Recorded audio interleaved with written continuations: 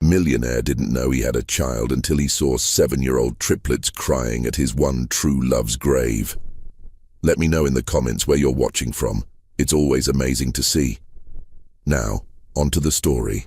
The crystal glass shattered against the marble fireplace, shards exploding across Thomas Blackwood's immaculate penthouse. He stood frozen, his hand still extended from the violent throw, breath coming in short bursts as he stared at the amber liquid dripping down the imported stonework. "Damn it all," he whispered, his voice breaking in the cavernous emptiness of his home. 52 stories above Manhattan, Thomas Blackwood had just become the most powerful tech entrepreneur in America. The acquisition papers for Nexus Technologies, his fiercest competitor for over a decade, lay signed and sealed on his desk. The victory had cost him 3 years of relentless work, countless sleepless nights, and strategies that bordered on ruthless. His net worth had officially crossed into the 11-figure range, and he had absolutely no one to share it with. Thomas ran his fingers through his dark hair, now threaded with silver at the temples. At 45, his face still carried the handsome features that had graced numerous business magazine covers. But tonight, deep shadows hollowed his eyes.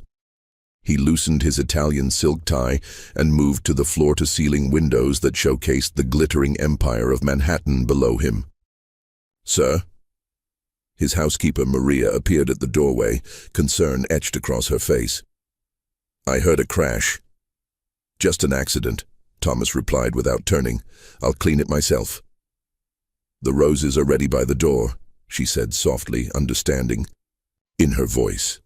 After 15 years of service, she knew what day it was. White as always, his shoulders tensed visibly.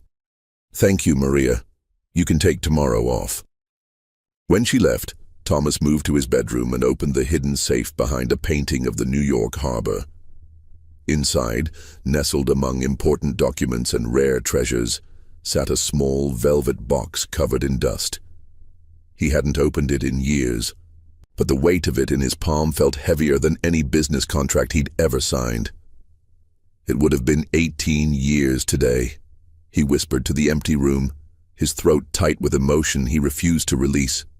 The engagement ring inside, platinum, with an emerald that matched her eyes, had never made it onto Sarah's finger. The proposal he'd planned remained unspoken, erased by her unexpected refusal, and then, 3 months later, permanently silenced by the accident that took her from him. Thomas changed quickly, exchanging his power suit for dark jeans and a cashmere sweater. He checked his reflection in the mirror, a successful man by every measurable standard, hollow behind the eyes in ways no financial statement could capture. Outside, the autumn air carried the first hint of winter. Thomas clutched the bouquet of white roses as he walked through increasingly quiet streets, his mind stubbornly cycling through acquisition details, market projections, expansion plans, anything to avoid thinking about where he was going and why. But as the wrought iron cemetery gates came into view, the memories he'd been suppressing crashed through his mental barriers. Sarah's laugh, the passionate arguments over coffee, the way she'd insisted they volunteer at homeless shelters despite his 80-hour work weeks. "We have to keep our souls intact while chasing success," she'd told him once, her green eyes serious. "Otherwise, what's the point of any of it, Thomas?" The cemetery was silent at dusk, dried leaves crunching beneath his expensive shoes as he navigated the familiar path, left at the ancient oak, past the stone angel, 3rd row from the marble bench. He'd walked it every year on this day since the accident. He rounded the final corner, the practiced control he maintained in boardrooms crumbling with each step. Then he stopped abruptly, nearly dropping the roses. There, at Sarah's grave, were 3 small figures placing colorful handmade cards against her headstone. 3 identical little girls with auburn hair caught in the dying sunlight, each with eyes so vividly green they were visible even from where he stood. Sarah's eyes. Thomas froze, his knuckles white around the bouquet stems. The three little girls, all identical with auburn hair falling in loose curls around heart-shaped faces, hadn't noticed him yet. They appeared to be about 7 years old, each wearing mismatched clothing that had seen better days but looked clean and cared for. "Do you think Mommy can see our cards from heaven?" the smallest one asked, her voice carrying through the cemetery's stillness. "Grandma said she watches over us every day," another replied, carefully adjusting her card against the headstone. Thomas took an involuntary step forward, causing dried leaves to crunch beneath his foot. 3 identical pairs of green eyes, unnervingly familiar green eyes, turned toward him simultaneously. "Are you the man with the roses?" the third girl asked, standing up and brushing dirt from her faded jeans. Thomas couldn't speak. Those eyes, Sarah's eyes, looking back at him from 3 identical faces. His mind raced frantically, calculating possibilities, dates, coincidences that couldn't possibly align, yet somehow did. "I'm Lily," said the girl who had spoken first. "These are my sisters, Charlotte and Sophia." Charlotte, the one who had asked about him, crossed her arms defensively. "Grandma Eleanor said a man with roses might come today. Are you him?" Thomas finally found his voice, though it sounded strange to his ears. "I'm Thomas Blackwood." He gestured awkwardly to the grave. "I knew Sarah." "That was our mommy's name," Sophia said matter-of-factly. "She died when we were babies." The world seemed to tilt beneath Thomas's feet. He glanced at the headstone, confirming what he already knew. This was indeed Sarah's grave, the same one he'd visited faithfully for years. But these children, they couldn't possibly be. "Where is your grandmother now?" he managed to ask, fighting to keep his voice steady. Lily's eyes filled with tears. "She went to heaven too, last week. We're staying with our cousin Marcus now," Charlotte added, her young voice hardening slightly. "But he doesn't like having us around much." Thomas knelt down, placing his roses beside their handmade cards. Up close, the resemblance was even more striking. Sarah's delicate nose, her high cheekbones, even the small dimple that appeared in Lily's cheek when she attempted a sad smile. "How old are you?" he asked, though he already suspected the answer. "We just turned 7, Sophia replied. "Our birthday was last month." 7. Exactly 7 years and 9 months since Sarah had refused his proposal and disappeared from his life. 7 years and 6 months since the accident that took her. "Grandma left us these to give to the Rose Man," Charlotte said suddenly, pulling a worn envelope from her jacket pocket. "Are you him?" Thomas nodded mutely, accepting the envelope. Inside were 3 birth certificates, each bearing his name in the space marked Father. The world stopped. Thomas stared at the birth certificates, his hands trembling slightly. Each document bore the same impossible truth. Lily, Charlotte, and Sophia Winters, born October 12th, 7 years ago. Mother, Sarah Winters. Father, Thomas Blackwood. "Did you know our mommy?" Lily asked, her green eyes, his mother's eyes, Sarah had always said, watching him intently. Thomas cleared his throat. "Yes, I knew her. We were very close once." "Grandma said you might not know about us," Charlotte said matter-of-factly. "She said Mommy wanted to tell you, but then the accident happened." Thomas's mind raced. Sarah had refused his proposal, disappeared from his life, and never told him she was pregnant with triplets, his daughters. The concept was so overwhelming he could barely process it. "There's a letter, too," Sophia added, pointing to the envelope. Indeed, beneath the birth certificates lay a sealed letter in handwriting he recognized instantly. He slipped it into his pocket. Whatever Sarah had written, it wasn't for public consumption, especially not in front of these children. "These girls, his daughters, who's looking after you now?" he asked, forcing himself to focus on immediate concerns. "Cousin Marcus," Charlotte answered, her voice cooling. "He's our temporary guardian, but he doesn't like kids much. He locks us in our room sometimes," Lily whispered. Sophia nudged her. "We're not supposed to tell strangers that." "But he's not a stranger," Lily protested. "He's the Rose Man Grandma told us about." Thomas felt a surge of protectiveness so fierce it startled him. "Where is Marcus now?" "In the car," Charlotte said, pointing toward the cemetery gates. "He said we had 5 minutes to say goodbye to Mommy." Thomas glanced over and saw a battered sedan waiting by the entrance. He made a split-second decision. "Would you like to get some hot chocolate?" "There's a cafe just outside the cemetery. I'd like to talk with you and your cousin." The girls exchanged glances, having one of those silent conversations that only siblings, especially identical ones, seemed capable of. "We're not supposed to go with strangers," Charlotte said cautiously. "I'm not exactly a stranger," Thomas replied gently. "According to those," he nodded at the birth certificates, "I'm your father." The word felt foreign on his tongue. Father. He had never imagined himself in that role, not since Sarah had rejected his proposal and disappeared. "That's what Grandma said," Sophia confirmed. "She said our real daddy didn't abandon us. He just didn't know about us." Thomas swallowed hard. "She was right, I didn't know. But I do now." "Will you take us away from Cousin Marcus?" Lily asked suddenly, hope brightening her face. The question caught Thomas off guard. His entire life had been transformed in the span of minutes. He had no idea how to care for one child, let alone 3.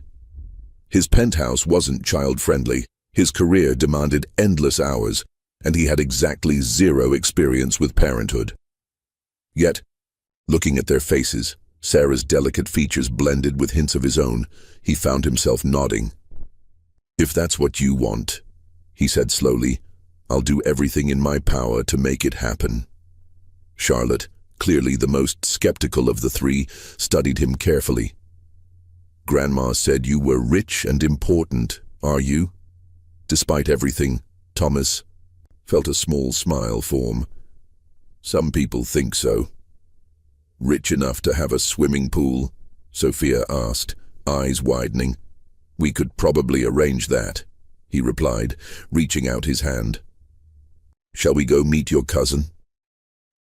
3 small hands reached for his, and Thomas Blackwood, tech mogul, ruthless businessman, and apparently father, felt the emptiness in his chest begin to fill with something he hadn't expected. Hope. The cafe, across from the cemetery, was nearly empty, its warm lights a stark contrast to the gathering dusk outside. Thomas sat across from Marcus Wells, a thin man in his 30s with shifty eyes and a perpetual scowl. The triplets occupied a nearby table, sipping hot chocolates topped with whipped cream, occasionally stealing glances at the tense adult conversation. "So you're claiming to be their father now?" Marcus sneered, tapping nervous fingers against his coffee mug. Convenient timing, with Eleanor barely cold in her grave. Thomas kept his voice level, though anger simmered beneath. "I didn't know. They existed until today. I have questions of my own." "Like why Sarah never told you?" Marcus leaned back. "Maybe because she knew what kind of man you really were. Too busy building empires to change diapers." The accusation stung because it carried a grain of truth. Thomas had been consumed by his ambitions when he and Sarah were together. It was partly why she'd rejected his proposal. She'd claimed he wasn't ready for the life she wanted. "What happened to Sarah?" Thomas asked, changing tack. "The girls mentioned an accident, but I only received a brief notification from a lawyer." Marcus shrugged. "Car crash. Happened when the girls were 6 months old. Eleanor raised them after that." "And now, Eleanor's gone too." Thomas glanced at the girls. Sophia was showing her sisters something on a napkin, her animated gestures reminding him painfully of Sarah. "Look," Marcus sighed, dropping his hostile demeanor slightly. I'm not cut out for this guardian stuff. The girls need stability I can't provide. Eleanor's house is being sold to cover her medical debts. If you want to step up now, I won't fight it. The sudden capitulation raised Thomas's suspicions. Just like that, you'd hand them over to someone they just met. You're listed on the birth certificates. Marcus shrugged. Besides, I've got my own problems. Eleanor's neighbor, Mrs. Hudson, has been helping with the girls. Talk to her. She knows more about Sarah's history with you than I do. Thomas observed the man carefully. Where are they staying tonight? My place. It's small, but I want to meet this Mrs. Hudson, Thomas interrupted. Tomorrow. Before Marcus could respond, Lily approached their table, her expression troubled. Sophia doesn't feel good, she whispered. Thomas turned to see Sophia, hunched, over slightly, her face pale. When she shifted in her chair, he noticed her wince. What's wrong? Thomas asked gently. Nothing, Marcus answered quickly. She falls a lot. Clumsy kid. Thomas crouched beside Sophia's chair. May I? He asked, gesturing to her arm. After a hesitant nod, he carefully pushed up her sleeve, revealing angry purple bruises in various stages of healing. She fell down the stairs, Marcus explained too loudly. Kids, you know. But Thomas recognized the distinctive finger-shaped marks. His eyes met Sophia's, and the fear he saw there ignited something primal within him. Girls, he said calmly, would you like to see where I live? I have a great view of the city. Charlotte, ever cautious, frowned. Now? But Cousin Marcus has agreed to let you stay with me tonight, Thomas finished, giving Marcus a look that left no room for argument. Haven't you, Marcus? The younger man's eyes darted between Thomas and the exit. I don't think I've already texted my lawyer, Thomas lied smoothly. He's drawing up temporary guardianship papers as we speak. Given those bruises, I'm sure the authorities would be very interested in your childcare methods. Marcus paled. Fine. Take them. But this isn't over, Blackwood. As they left the cafe, Sophia slipped her small hand into Thomas's. Are we really going to your house? She asked quietly. Thomas squeezed her hand gently. Yes, and I promise no one will hurt you there. For the first time in 18 years, Thomas Blackwood had something more important than his empire to protect. Temporary guardianship isn't as straightforward as you seem to think, Thomas. Richard Monahan, Thomas's attorney of 15 years, paced the penthouse living room, legal documents scattered across the coffee table. You can't just decide you're their guardian because you found out you're biologically related. Thomas stood by the windows, watching the triplets explore the penthouse with wide-eyed wonder. They'd spent the night in his guest room, all three, insisting on sharing despite the king-sized bed having ample space. This morning, they'd emerged cautiously, still uncertain of their place in this strange new world. They're my daughters, Richard. Their only other guardian is abusing them. Alleged abuse, Richard corrected, ever the lawyer. And while biological connection helps, the courts will question why a never-married bachelor with no parenting experience should suddenly receive custody over a blood relative. A blood relative who's leaving finger-shaped bruises on a 7-year-old, Thomas countered, his voice hardening. Richard sighed.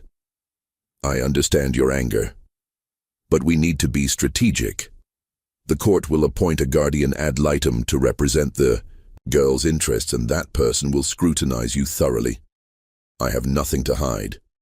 You have a reputation as a ruthless businessman who works 18-hour days. They'll question your motives, suggest you're having a midlife crisis or acting from guilt. Thomas watched as Lily discovered his grand piano, tentatively pressing a key and smiling at the sound. Then we prove them wrong. We'll need character, witnesses, proof you can provide stability and evidence against Marcus. I've arranged a meeting with Eleanor's neighbor, Mrs. Hudson, this afternoon. Thomas nodded. The girls should come too. They trust her. A gentle tug on his sleeve interrupted them. Charlotte stood there, her serious expression nearly comical on her small face. "Mr. Thomas," she began formally, "are we really going to live here now?" Thomas crouched to her level. "Would you like to?" She considered this carefully. "There's no yard. Where would we play?" "There's a park nearby," he offered. "What about school?" she continued, practical even at 7. "Our old school is too far away. There are excellent schools nearby. We'll find the right one for all of you." Charlotte studied him with Sarah's analytical gaze. "Grandma said you didn't know about us because Mommy wanted you to follow your dreams. Are we ruining your dreams now?" The question hit Thomas like a physical blow. Here was the crux of what Sarah had feared, that a family would derail his ambitions. Looking at Charlotte's solemn face, he realized how wrong Sarah had been. "No," he said firmly. "You're not ruining anything. Sometimes dreams change when we learn what's truly important." She nodded, apparently satisfied, and rejoined her sisters at the piano. Thomas turned back to Richard, who was watching the exchange, with raised eyebrows. "Well," the lawyer said, "if you can convince the guardian ad litem as effectively as you just convinced her, we might have a chance." Later that afternoon, in Mrs. Hudson's modest apartment, Thomas learned the truth about Sarah's final months. The elderly woman had kept Eleanor's journal and shared its painful revelations, how Sarah had discovered her pregnancy after refusing Thomas's proposal, how she'd believed he would abandon his company to support her out of obligation, and how she'd planned to tell him once the business was established. "She was going to contact you after their first birthday," Mrs. Hudson explained. "The accident happened 2 weeks before she planned to call you." As the girls played in another room, Mrs. Hudson leaned forward. Eleanor was doing her best, but her health was failing these past 2 years. She was worried about what would happen to them. "That's why she told them about me," Thomas realized. Mrs. Hudson nodded. "She hoped you'd grown into the man Sarah always believed you could be." Looking toward the room where his daughters played, Thomas whispered, "I hope I have too." "You've lost your mind, Thomas." Patricia Winters, BlackTech's CFO and Thomas's right hand for the past decade, paced his office, her heels clicking aggressively on the hardwood floor. "3 children, overnight. The board is already nervous about your commitment to the IPO." Thomas continued reviewing the custody documents his lawyer had sent over. "The board's concerns aren't my priority right now." Patricia stopped abruptly. "Not your priority? We're 6 months from going public. This acquisition doubled our valuation. Investors are watching your every move." "The girls are Sarah's daughters," Thomas said quietly, finally looking up. "And mine." Patricia's expression softened marginally. She'd known about Sarah, about the proposal, about the grief that had driven Thomas to build BlackTech into what it was today. "I understand this is personal," she said, her tone gentler, "but maybe timing is something to consider. Postpone the custody battle until after the IPO. Once we've gone public, I'll have even less time." Thomas cut in. "And they need me now." A knock at the door interrupted them. Thomas's assistant poked her head in. "Sir, they're here." Before Thomas could respond, 3 identical auburn-haired girls streamed into his office, followed by a flustered Mrs. Hudson. "I'm so sorry," the elderly woman apologized. "The school called. Someone forgot to update their emergency contact information, and they had an early dismissal day." "Daddy!" Lily launched herself at Thomas, wrapping small arms around his waist. The term, which they'd started using tentatively that morning, still startled him, but warmth spread through his chest at the sound of it. Patricia's eyebrows shot up at the display. "You must be Patricia," Charlotte said, ever observant. "Daddy has your picture on his organization chart." "You're very pretty." Patricia blinked, clearly caught off guard by the child's directness. "Thank you. And you are?" "I'm Charlotte," That's Lily hugging Daddy, and that's Sophia looking at your fish tank. Indeed, Sophia was pressed against the glass of the aquarium that dominated one wall of Thomas's office, completely absorbed in watching the tropical fish dart between coral formations. "Do you feed them every day?" she asked, without turning around. "My friend Jason had a goldfish, but it died because he forgot to feed it." Thomas saw the exact moment Patricia's expression shifted from professional concern to genuine discomfort with the sudden intrusion of childhood into this corporate space. "Mr. Blackwood has an investor meeting in 20 minutes, she said pointedly. Thomas checked his watch and frowned. The Matsuda Group. Their investment was crucial for the Asian market expansion. "I can take them home," Mrs. Hudson offered, though the fatigue in her eyes was evident. "No, you've done enough today," Thomas said. Then, making a split-second decision, "They'll stay here." Patricia's eyes widened. "Thomas, the Matsuda Group will understand a family emergency," he finished firmly. To his assistant, he added, "Jenny, please set the girls up in the conference room with some drawing supplies, and reschedule Matsuda for tomorrow." Patricia looked as though she might argue further, but instead pressed her lips into a thin line and nodded stiffly. "I'll inform the board of this development." After she left, Mrs. Hudson touched Thomas's arm gently. "That woman doesn't approve of your priorities shifting." Thomas watched through the glass wall as Jenny led the excited triplets toward the conference room, their identical green eyes wide as they passed curious employees. "My priorities needed shifting," he said simply. "I just didn't know it until now." When his phone rang minutes later with the school's principal requesting a parent-teacher conference that afternoon, the very time the Matsuda meeting had been scheduled, Thomas felt no hesitation in agreeing to attend. Some empire building would simply have to wait. The bronze elevator doors to Thomas's penthouse slid open to reveal Marcus Wells leaning against the wall, his posture casual, but his eyes calculating.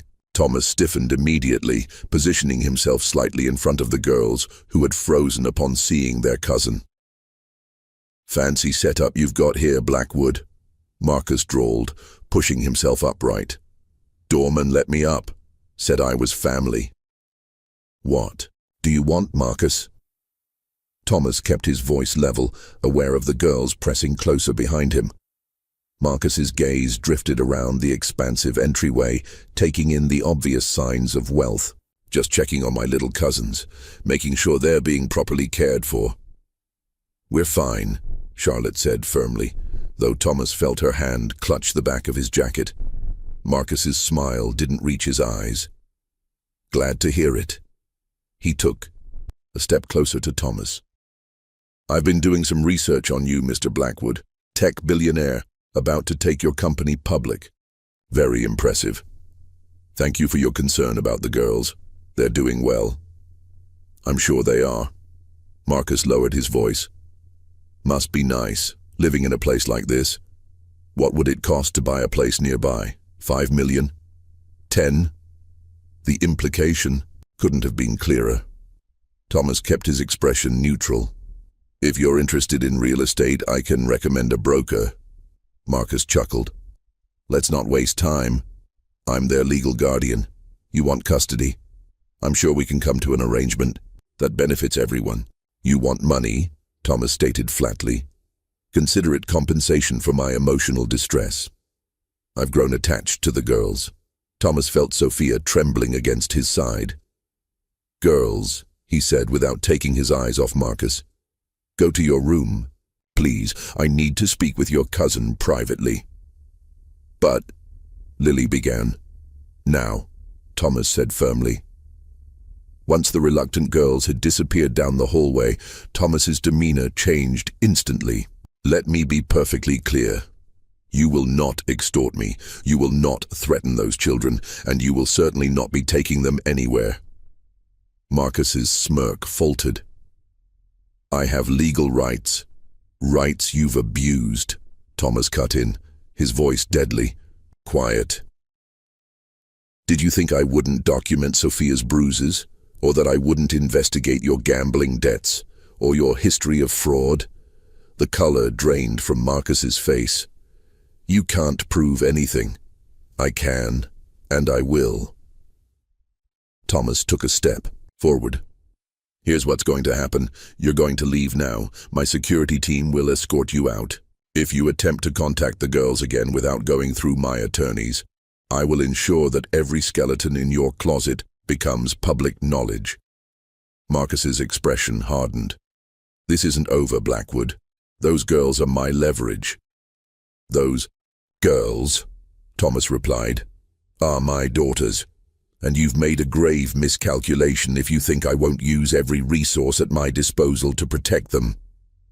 After Marcus was escorted out, Thomas leaned against the closed door, adrenaline still coursing through him. He found the girls huddled together in their bedroom, 3 pairs of identical green eyes wide with apprehension. "Is he gone?" Lily asked in a small voice. Thomas nodded, sitting on the edge of their bed.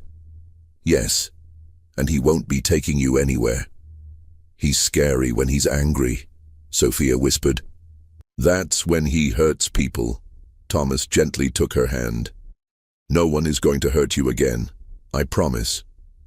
"But he's still our guardian," Charlotte pointed out, ever practical.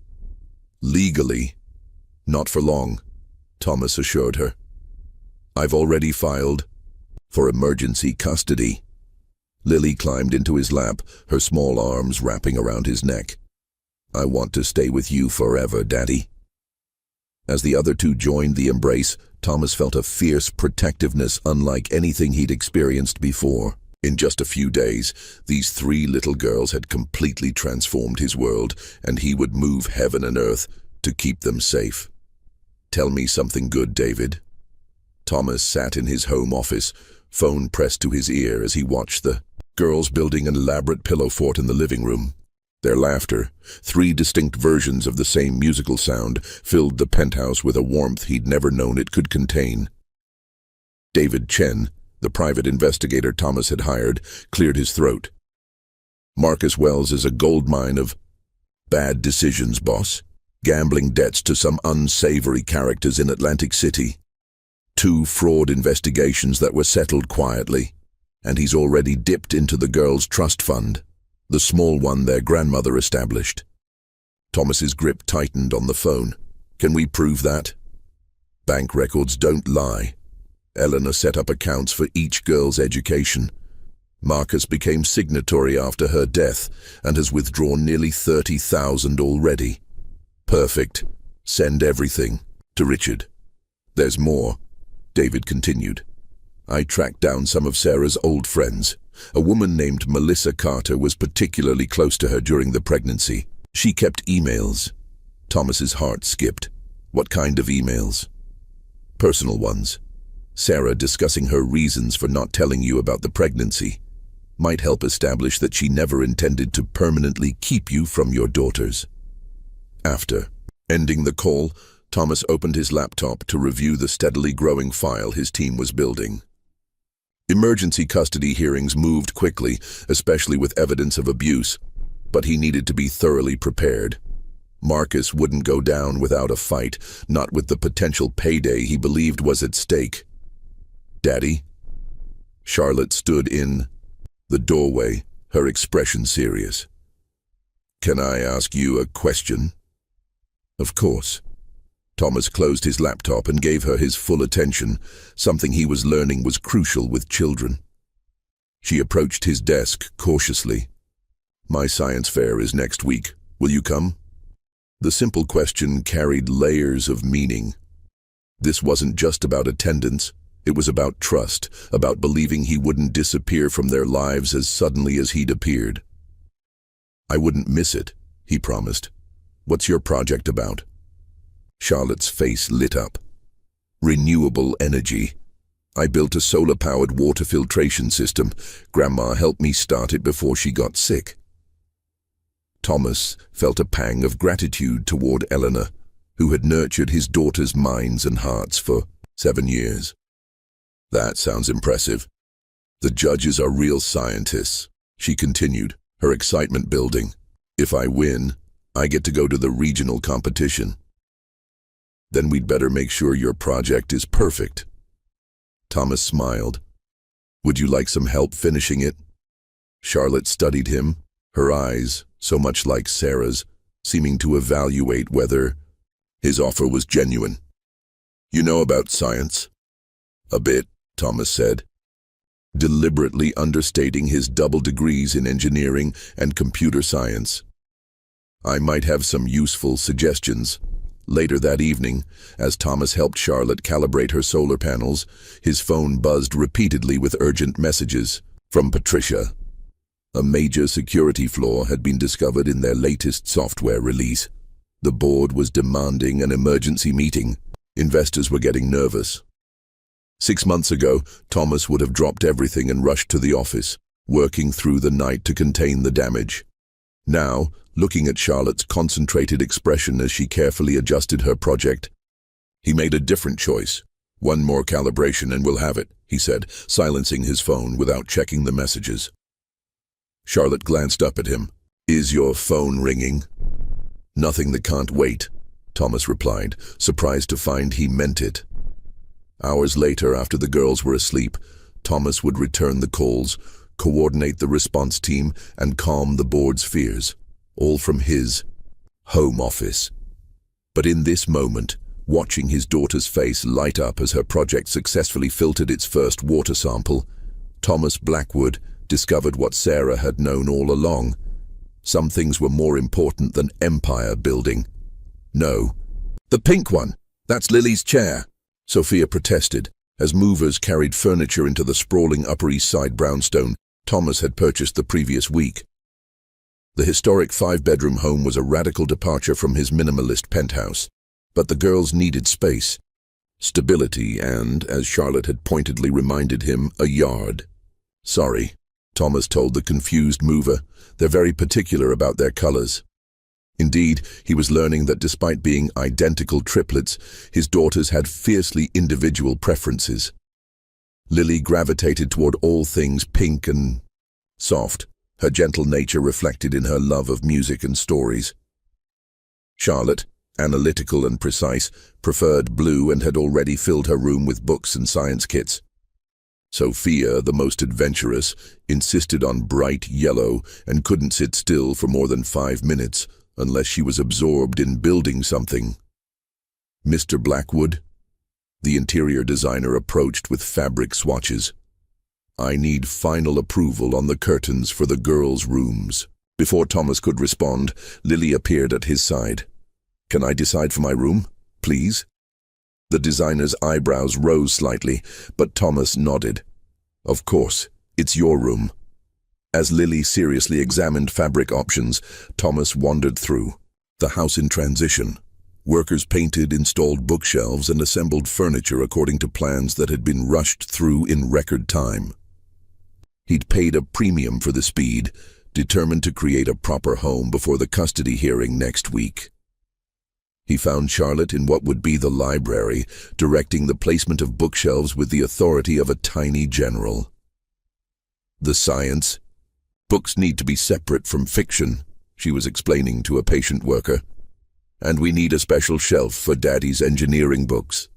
Thomas smiled, still not quite used to the title but warming to it more each day. Charlotte caught sight of him and waved him over. Is this right? She asked, showing him her careful drawing of how the library should be organized. Perfect, he assured her. Very logical system. She beamed at the approval, and Thomas felt that now familiar warmth spread through his chest. Each smile earned from his daughters felt like a precious achievement. Daddy, Sophia's voice echoed from the backyard. Come see. Thomas found her balanced precariously on a tree branch, grinning triumphantly. Look how high I can climb. His heart nearly stopped. Sophia, that's not safe. Please come down.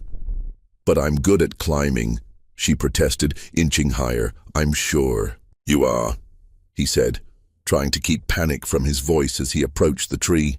But if you fell and got hurt, I'd be very sad. She considered this. Grandma used to say that too. She was right. Smart ladies, your grandmother and mother. At the mention of Sarah, Sophia's expression softened. Carefully, she began climbing. Down. When she reached the lowest branch, Thomas lifted her the rest of the way. "Did you know my mom well?" she asked once her feet touched the ground. The question caught him off guard. "Yes. We were very close for several years." "What was she like?" "We only have a few pictures." Thomas led her to a garden bench. "She was remarkable, smart, passionate about helping others. She had a laugh that could fill a room." He smiled at the memory. "And she loved thunderstorms. She used to drag me outside just to feel the rain." Sophia's eyes widened. "I love storms too. Charlotte and Lily get scared, but I think they're exciting. Just like your mother," Thomas said softly. That evening, after tucking the girls into their new beds in rooms still smelling of fresh paint, Thomas sat on his balcony overlooking the small backyard. His phone buzzed with a message from Richard. Evidence looked strong, hearing set for Tuesday. For the first time in his adult life, Thomas Blackwood's greatest ambition had nothing to do with business success. His empire could crumble tomorrow, and as long as he secured his daughter's future, he would consider himself wealthy beyond measure. Sarah had been right about what truly mattered. He just wished she'd given him the chance to learn it with her. The weekend at Thomas's lake house was meant to be a reprieve before Tuesday's custody hearing, a chance for the girls to relax away from the city and for Thomas to finalize preparations with his legal team. The secluded property in the Adirondacks had always been his personal retreat, a place he visited perhaps twice a year when the demands of black tech became overwhelming. Now, watching his daughters explore the shoreline, skipping stones across the glassy water surface, he wondered why he hadn't spent more time here. "You need to flick your wrist like this," Thomas demonstrated, sending a flat stone bouncing 5 times across the lake's surface. Sophia watched intently, her competitive nature already evident in her furrowed brow. "Let me try again." She grabbed another stone, mimicking his movement. Her stone skipped 3 times before sinking. "I did it! Charlotte, did you see?" Charlotte looked up from the small collection of unusual rocks and shells she was methodically organizing on a fallen log. "Nice job. That's one more than last time." Lily, who had been contentedly making a daisy chain nearby, approached Thomas with her creation. "It's a crown," she explained, standing on tiptoes to place it on his head. "Now you're the king of the lake." Thomas accepted the floral crown with appropriate solemnity, earning a delighted giggle from Lily and eye rolls from her sisters.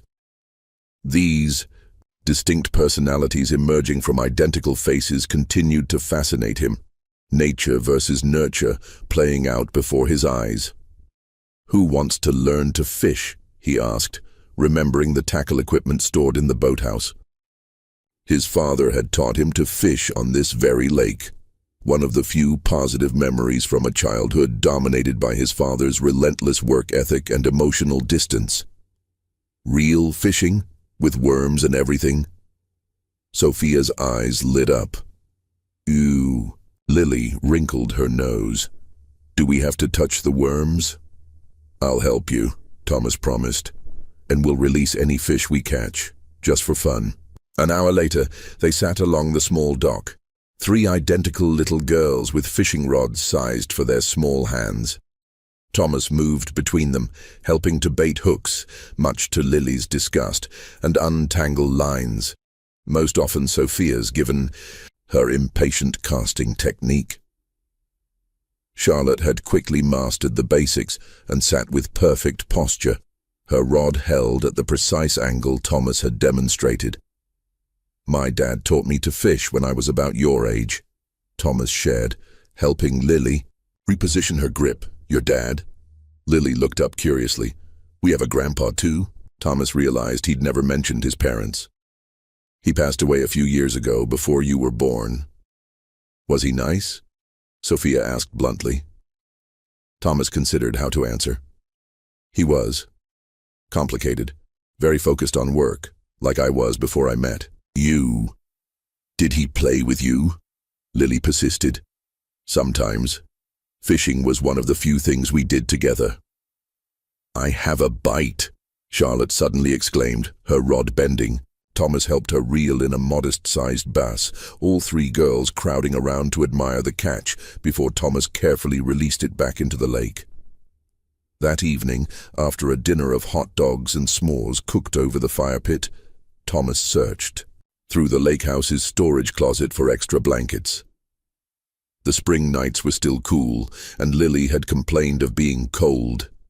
In the back of the closet, behind winter gear and old life jackets, he found a cardboard box labeled simply, "Dad." He'd packed it away after his father's funeral, unable to face the contents in his grief. Now, driven by a new perspective on fatherhood, Thomas carried the box to the living room and opened it while the girls slept upstairs. Inside were the expected items: his father's watch, cufflinks, a few photographs, and something unexpected: a leather-bound journal. Thomas had never known his father to keep one. Opening it carefully, he found entries spanning the last 5 years of his father's life. The very first entry caught his eye. "Thomas took the company public today. Should have been there, but the deal in Singapore couldn't wait. Biggest regret of my career. Missing my son's moment." Thomas stared at the words, a knot forming in his throat. He'd always assumed his father had prioritized the Singapore deal over his IPO launch. He'd never mentioned disappointment or regret. He turned pages, finding more entries. "Thomas was featured in Business Weekly today. Built something far beyond what I could have imagined. Wish I'd told him I was proud instead of suggesting improvements to his European strategy. Christmas alone again. Thomas invited me to New York, but after our argument about the board position, didn't feel welcome. Pride is a destructive force. Mine has cost me a relationship with my only child." The final entry, dated just weeks before his father's fatal heart attack, hit hardest. "Realized today I sacrificed everything for success. That means nothing without family to share it with. Thomas is making the same mistakes. Pray he finds what matters before it's too late, as I never did." Thomas closed the journal, emotions churning. His father had recognized the same empty success that Thomas himself had felt before finding the girls. And Sarah, she'd feared Thomas would follow the same path as his father, choosing ambition over family. The parallels were painful, but illuminating. Small sound from the doorway startled him. Sophia stood there in pajamas printed with rocket ships, her hair tousled from sleep. "I had a bad dream," she explained. "Thunder was chasing me." Thomas set aside the journal and opened his arms. Sophia climbed into his lap, small and vulnerable in a way she rarely allowed herself to be during waking hours. "You know," Thomas said, softly, "your mother loved thunderstorms. She used to say they were just the sky putting on a show for us." "Really?" Sophia looked doubtful. "Really. She used to sing during storms to show she wasn't afraid." "What did she sing?" Thomas smiled at. "The memory. Something she made up. Let's see if I remember. Thunder boom and lightning flash, rain dance down and waters splash, nature's music fills the air, magical sounds are everywhere." He hummed the simple tune Sarah had created, feeling Sophia relax against him. By the time he finished, her breathing had deepened into sleep. Looking down at her, this perfect blend of himself and Sarah, Thomas made a silent promise not to repeat his father's mistakes. Unlike his father, he had been given a second chance to get his priorities right. And unlike Sarah had feared, he was ready to embrace it with his whole heart. The morning of the custody hearing dawned clear and crisp. Thomas stood in his kitchen, phone pressed to his ear, as he simultaneously attempted to pack 3 identical lunchboxes with the specific requirements each girl had insistently outlined the night before. Lily needed her sandwich cut diagonally with no crust. Charlotte required each food item in separate compartments to prevent contamination. Sophia needed extra snacks because she was always starving by afternoon. Yes, Richard, we're still on track for 10 o'clock. Thomas confirmed to his lawyer while carefully placing a note with a heart drawing, courtesy of his new assistant, who was surprisingly adept at such things, into Lily's lunch. The girls will be at school and Mrs. Hudson will pick them up afterward. I don't want them at the courthouse if Marcus decides to make a scene. Richard's voice came through the speaker. Good plan. I've sent a courier with the final affidavits for your signature. The evidence against Marcus is substantial, but be prepared. His lawyer will attack your suitability as a parent, focusing on your work schedule and lack of experience. I've adjusted my schedule permanently, Thomas replied, zipping up the final lunchbox. And I've learned more about parenting in these 2 weeks than I thought possible. It's not me you need to convince, Richard reminded him. Just be genuine with the judge. The girl's court-appointed guardian seems impressed with the changes you've made. After ending the call, Thomas found the girls in varying states of readiness for school. Charlotte was fully dressed, backpack organized, waiting by the door. Sophia was dressed but distracted, attempting to convince the housekeeper she needed to bring her new frog habitat to school for science class. Lily was still upstairs, reportedly having a fashion emergency that required Thomas's immediate attention. By the time he'd helped Lily select the right pink sweater, apparently there were subtle but critically important differences between the 3 pink sweaters she owned, convinced Sophia that the frog would be happier at home, and gotten everyone into the waiting car. Thomas was already mentally revising his corporate schedule. The board meeting would need to be pushed back, and the call with Tokyo would have to happen after the girls' bedtime. Good luck today, Daddy, Charlotte said as they pulled up to the school, her serious expression so adult-like it nearly broke his heart. Yeah, make sure we don't have to go back to Cousin Marcus, Sophia added with characteristic bluntness. Lily simply hugged him tight, whispering, I know you'll win because you're the best daddy ever. Their faith in him, still so new, yet already so complete, filled Thomas with determination. He wouldn't let them down. Mr. Blackwood, his driver interrupted gently. Ms. Winters called. She said it's urgent you come to the office before the hearing. Something about the Matsuda deal falling through. Thomas frowned. The Matsuda group had seemed fully committed at their rescheduled meeting last week. Their investment was crucial for BlackTech's expansion into Asian markets, which in turn was essential for maintaining the company's valuation before the IPO. Fine, he sighed. To the office first, but I need to be at the courthouse by 9:30. No exceptions. The moment Thomas walked into BlackTech's headquarters, he sensed something was wrong. The usual hum of productive energy was replaced with an atmosphere of tension. Employees avoided his gaze as he strode toward the executive floor. Thomas, thank God. Patricia met him at the elevator, her normally impeccable appearance showing signs of strain. The board called an emergency meeting. They're in the main conference room now. What's going on with Matsuda? Thomas asked, checking his watch.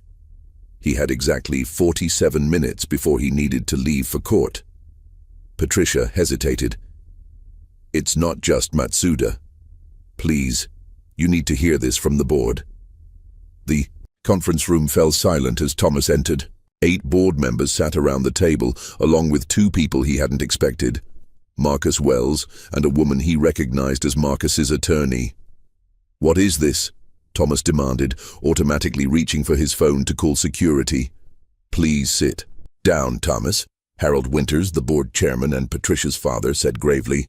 We need to discuss some concerns that have been brought to our attention. Thomas remained standing. I have a court appearance in 40 minutes. Whatever this is, it needs to wait. That's precisely what we need to discuss, Harold continued. This custody battle is affecting company stability. The Matsuda Group has expressed reservations about investing in a company whose CEO is distracted. Distracted, Thomas repeated flatly. By my children. Marcus smirked slightly and Thomas, suddenly understood. This was the leverage Marcus had threatened. Not just a custody fight, but an attempt to force Thomas to choose between his daughters and his company. "Your newfound paternal interests are admirable," Harold said carefully. "But the timing, with our IPO approaching, my paternal interests aren't up for board discussion," Thomas interrupted coldly. "Now, if you'll excuse me, we're calling for a vote of no confidence," Patricia said abruptly. "As CFO, I've presented evidence that your recent decisions have endangered our fiscal stability and investor confidence." The betrayal hit Thomas like a physical blow. Patricia had been more than his CFO. She'd been his most trusted ally for a decade. Now she stood beside Marcus, her expression resolute. "You've missed critical meetings, postponed strategic decisions, and reprioritized the company's direction without proper consultation," she continued. "The board has the right to determine if your personal situation is compromising your judgment." Thomas looked around the table, noting which board members avoided his gaze and which met it directly. Harold produced a document. "We're prepared to offer very generous separation terms," he said. "You would remain as chairman, with all the financial benefits but none of the day-to-day responsibilities that might interfere with your new family obligations." "And if I refuse?" Thomas asked, though he already knew the answer. "Then we vote," Harold replied simply. "And based on preliminary discussions, I believe you would lose your position entirely." Thomas checked his watch again. 35 minutes until he needed to be in court. His phone buzzed. Richard, likely wondering where he was. In that moment, with perfect clarity, Thomas Blackwood knew exactly what his father had meant in his journal. He knew why Sarah had feared his ambition would override everything else. And he knew without question what mattered most. "You know what, go ahead and vote," he said calmly. "But first, I'd like to know how Mr. Wells gained access to confidential company information." He turned to Marcus. "And why you're so desperate to stop me from gaining custody that you'd resort to corporate sabotage." Marcus shrugged, but his confidence seemed to waver slightly under Thomas's steady gaze. "Just looking out for Black Tech's best interests, and the girls, of course." "Of course," Thomas echoed sarcastically. "Well, I need to leave for court now. But Patricia," he turned to his CFO, "you might want to explain to the board why the company's bank alerted me this morning about unusual wire transfers to offshore accounts. Accounts I believe are linked to Mr. Wells here." Patricia paled visibly. "I don't know what you're talking about, don't you? Because my security team has been tracking every communication between you two since Marcus first appeared at my penthouse." Thomas headed for the door. "The authorities have been notified. I suggest you all remain here until they arrive." As Thomas walked out, Harold called after him. "This company is your legacy, Thomas. Are you really willing to throw it all away?" Thomas didn't hesitate. "They're my legacy," he said simply. "The company is just a company." As the elevator doors closed, Thomas called Richard. "I'm on my way." "And Richard, tell the judge I'm ready to be a full-time father no matter what it costs." The custody hearing had gone perfectly, with Marcus conspicuously absent, likely dealing with the corporate fallout and police questioning. The judge had granted Thomas temporary full custody, pending final determination in 30 days. Thomas had left the courthouse feeling victorious, heading directly to his office to address the board crisis and prepare for the girls' arrival home from school. His phone rang at 3:42 p.m. The school day had ended at 3:15. "Mr. Blackwood?" The vice caller's voice was tense. "This is Principal Winters from Brookside Academy. I'm calling because, well, the girls weren't picked up, and when we tried reaching Mrs. Hudson, she said she wasn't scheduled to get them today." Thomas's blood ran cold. "What do you mean?" "Mrs. Hudson was supposed to pick them up. I confirmed with her this morning." "Sir, according to our records, You called at lunchtime to say their cousin would be picking them up instead. We had him listed as an authorized guardian from their previous school's transfer records. Marcus. It had to be. I never called, Thomas said, already signaling his driver. Check your security cameras immediately. This is an emergency. Thomas had given each girl a special watch with an emergency button and GPS tracker just days after they'd come into his life. He pulled up the tracking app as his car sped toward the school, but the signals showed nothing, either deactivated or destroyed.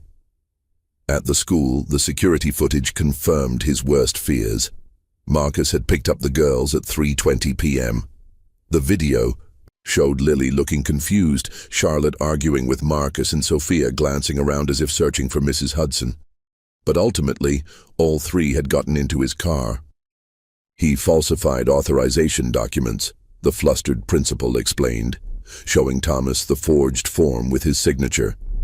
And he knew all the security protocols.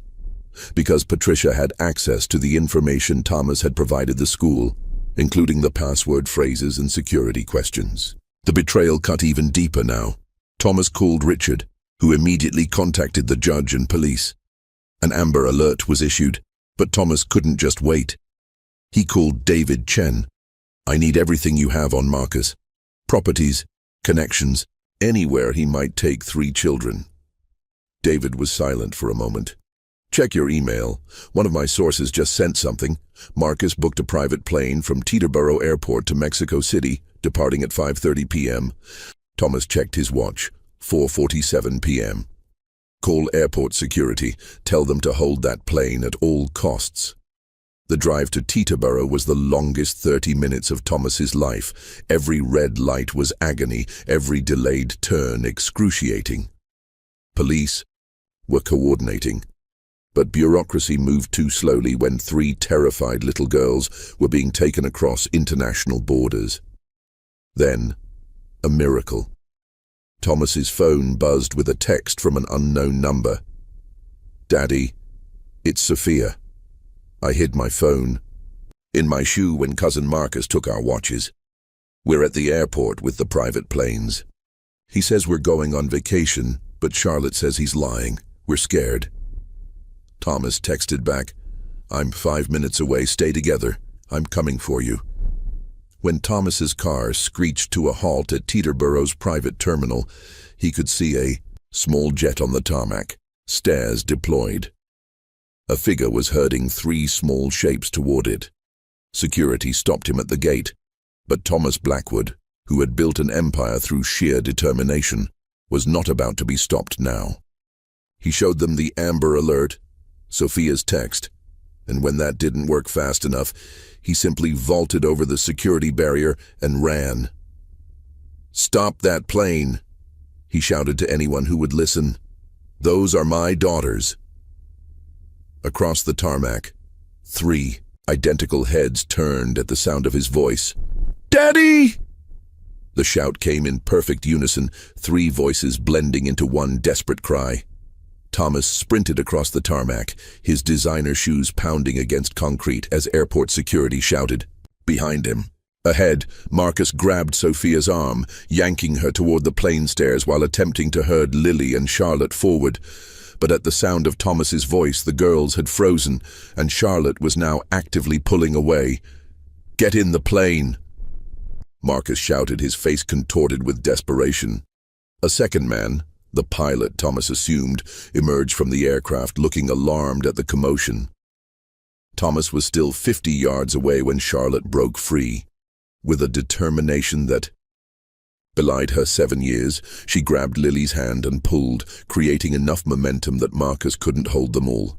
Sophia seized the opportunity to stomp hard on Marcus's foot, causing him to release her with a curse. And then they were running. 3 identical little girls in matching school uniforms racing toward Thomas with everything they had. The security guards had caught up now, but seeing the situation, they bypassed Thomas and headed for Marcus instead. The pilot, wanting no part of whatever was happening, retreated into the plane and closed the door. Thomas dropped to his knees as the girls reached him, 3 small bodies colliding with his in a tangle of arms and tears. He wrapped them in a fierce embrace, his heart hammering so hard he thought it might burst.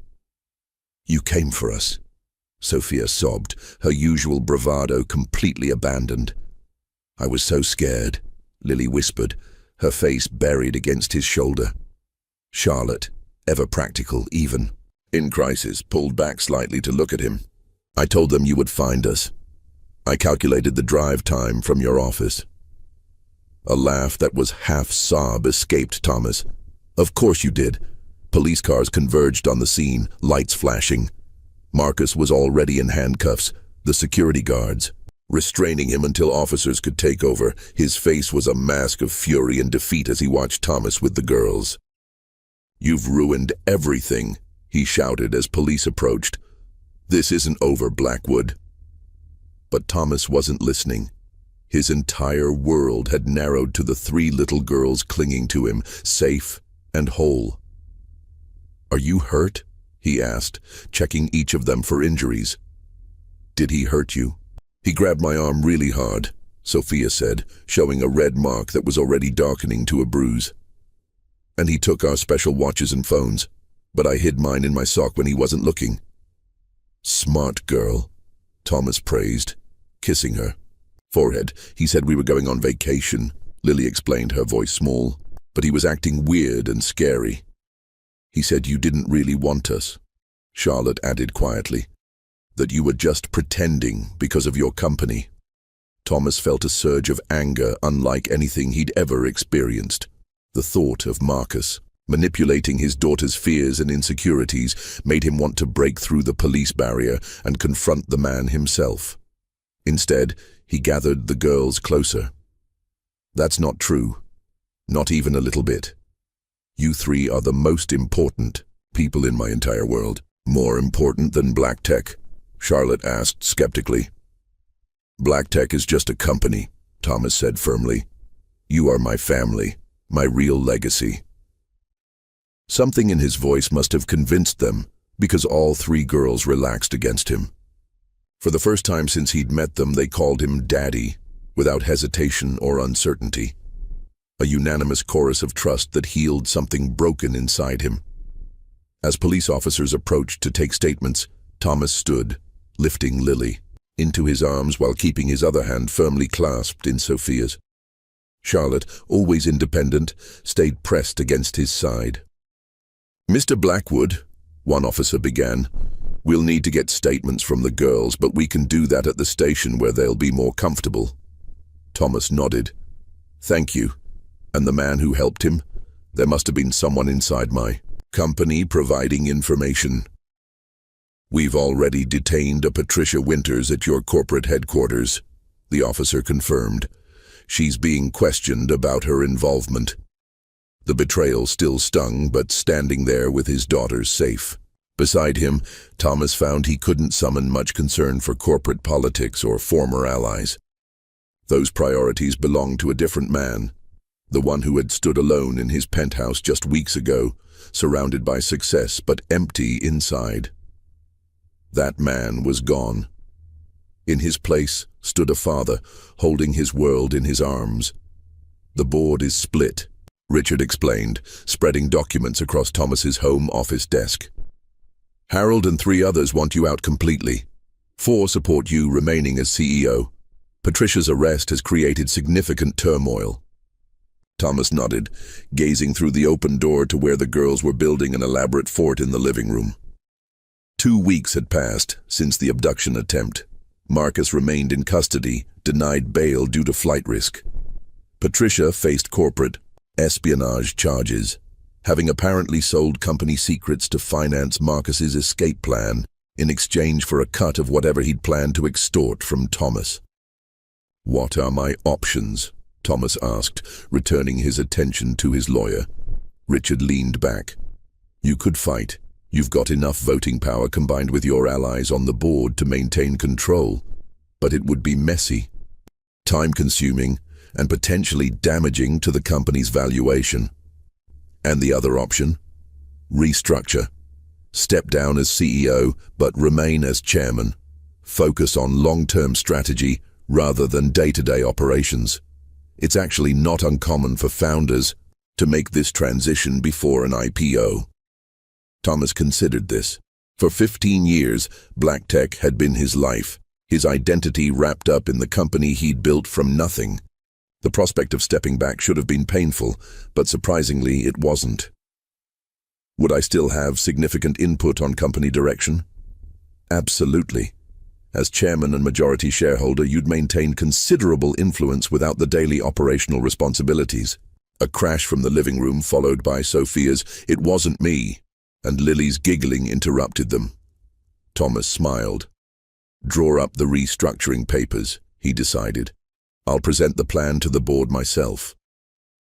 The following Monday, Thomas stood before Black Tech's board. Gone was the ruthless CEO who would sacrifice anything for corporate success. In his place stood a man who had discovered something far more valuable than stock options or market position. For 15 years, I've defined success by this company's growth, Thomas began. I believed building an empire was my purpose, my legacy. I was wrong. He outlined his restructuring plan. He would transition to executive chairman, focusing on strategic vision and major partnerships. The COO, James Chen, would be promoted to CEO, handling daily operations and reporting to the board. The transition would be completed before the IPO, providing stability for investors. This isn't a concession, Thomas concluded. It's an evolution. Black Tech deserves leadership that can be fully present. My daughters deserve a father who is fully present too. This restructuring honors both commitments. The vote passed unanimously. That afternoon, Thomas sat in a different meeting room, facing Judge Harriman for the final custody hearing. Marcus's attorney had withdrawn from the case after his client's arrest, and with overwhelming evidence of Marcus's unfitness, the proceedings were largely a formality. Mr. Blackwood, Judge Harriman peered over her glasses. Your commitment to these children is commendable, especially given how suddenly they entered your life. However, I must ask, how will you balance your responsibilities as a high-profile executive with the demands of raising 3 young children as a single parent? Thomas smiled. As of this morning, I've restructured my position to focus exclusively on long-term strategy, with no day-to-day operational responsibilities. My primary job now is being a father. The judge looked surprised, then pleased. And the girls' education? Their emotional well-being? They're enrolled in Brookside Academy, where Charlotte is already participating in the advanced science program. Lily has started piano lessons and Sophia joined a youth soccer league. They also see Dr. Morgan, a child psychologist, once a week to help process all the changes in their lives. Judge Harriman nodded approvingly. And your home situation? We've moved from my penthouse to a brownstone with a yard closer to their school. I've hired a full-time housekeeper who's experienced with children, but I handle morning routines and bedtimes myself. My schedule is arranged, so I'm home for dinner every night. After a few more questions, the judge smiled warmly. Mr. Blackwood, it's rare to see someone reorganize their entire life so thoroughly for the benefit of children they didn't know existed just months ago. I'm granting you full legal and physical custody of Lily, Charlotte, and Sophia Blackwood. Thomas blinked. At the surname change, the judge noticed his surprise. The petition for name change was included in your lawyer's filings. Did you not want— No, Thomas said quickly. I just didn't expect it to happen so quickly. Judge Harriman's eyes softened. Sometimes families come together in unexpected ways, Mr. Blackwood. But when they do, it's important to make it official for everyone's sense of belonging. As Thomas left the courthouse, legal documents in hand, 3 identical Blackwood girls waited with Mrs. Hudson on the steps. Their faces lit up as they spotted him. Well? Charlotte demanded. Practical as always. Thomas grinned. It's official. We're a family. 1 year later, the Blackwood brownstone buzzed with excitement. Balloons and streamers in pink, blue, and yellow, each girl's signature color, decorated the backyard where an 8th birthday celebration was underway. Thomas stood by the grill, watching his daughters with quiet amazement. In just over a year, they had transformed from cautious, traumatized children into confident, thriving individuals. And they had transformed him just as profoundly. Lily sat at the new outdoor piano pavilion Thomas had built for her, entertaining several elderly neighbors with a piece she'd composed herself. Her gentle nature had blossomed into artistic talent that surprised everyone but Thomas, who recognized Sarah's creativity in every note. Nearby, Charlotte explained her science fair project, which had won regional championships, to Thomas's former COO, now Black Tech CEO. Her analytical mind had only sharpened with encouragement and resources, earning her a special mentorship with a leading female scientist through the Sarah Winters Foundation. The foundation had been Thomas's way of honoring Sarah's memory, providing support to single parents and educational opportunities for their children. What began as a personal project had grown into one of the country's most impactful family support organizations. Sophia, ever in motion, led a chaotic game of tag through the yard, her competitive spirit and natural athleticism making her a fearless leader among her peers. Her soccer team had made it to the city championships, with Thomas attending every game, cheering just as loudly for losses as for wins. As the party wound down and guests departed, Thomas gathered the girls for their special birthday gift. He presented each with a small velvet box containing a locket, each in their signature color, each containing a photograph of Sarah. "So we can keep Mommy with us always," Lily whispered, carefully examining the delicate jewelry. "And so you always know where you came from," Thomas added softly. Later that evening, the four Blackwoods sat in the library, looking through photo albums Mrs. Hudson had preserved from Eleanor's home. Thomas had added new sections filled with their first year together, school events, holidays, everyday moments that seemed mundane but were precious beyond measure. "Daddy?" Sophia asked, curled against his side. "Are you sad you don't run Black Tech anymore?" Thomas smiled, looking at the three faces that had given his life true purpose. "Not even a little bit." "Good." Charlotte nodded approvingly. "Because you're much better at being a dad than being a CEO." "Is that so?" Thomas laughed. "Definitely," Lily agreed, her head resting on his shoulder. "Grandma was right." "About what?" "She told us the man with roses would have a heart big enough for all three of us. And she was right." In that moment, Thomas Blackwood, once defined by the empire he'd built, knew with absolute certainty that his real legacy was the love in this room. 3 unexpected daughters had filled the emptiness in his heart, creating a family he never knew he wanted, but now couldn't imagine living without. Sarah had been right all along about what truly mattered. He just wished she could see what beautiful lives they'd created together.